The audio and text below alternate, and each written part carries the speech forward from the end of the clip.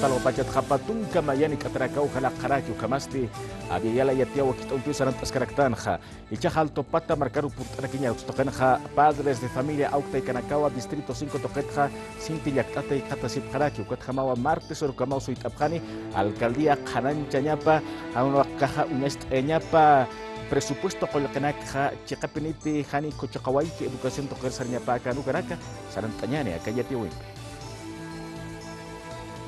El día martes nosotros ya veremos, el ampliado decidirá en qué tipo de movilizaciones o qué tipo de demandas o peticiones vamos a emanar en ese momento. Estos días también vamos a tener otra reunión antes del día martes. Auta y Canaca, Distrito 5 Toqueta, Yactatauji Catasip, Ucamaraquiwam Taboyap Churaña, martes Urucama, Alcaldía Uñaist Eñapataki, Hani Utjatapa Cuchucawi, Colquena Caparu.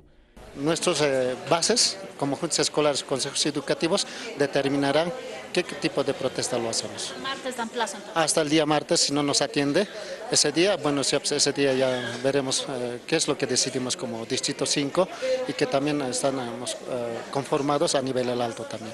Lamentablemente, aquí en el Alto todo es a bajo presión. Lamentablemente aquí hay que ir a exigirle a las autoridades para que atiendan, porque así de buena gana y de buena voluntad, lamentablemente aquí el gobierno municipal no mueve ni un dedo, no da ni una hoja, no da ni un bolígrafo, no da nada. Luis Limachi Auta y Caracán Giler Pequen Chiripaja Sawayiwa, Alcaldía Irprina Caja Acaño Amuni, Organizaciones Sociales Tamanacaru Altopata Marcara. No son afines a su partido de la señora Soledad Chapetón. No nos hacemos nosotros ningún problema porque la legitimidad la representamos con bases dentro de lo que son las unidades educativas y como se lo ha demostrado en estos días en las entregas de los módulos, que ha sido una obra grande que ha entregado el presidente.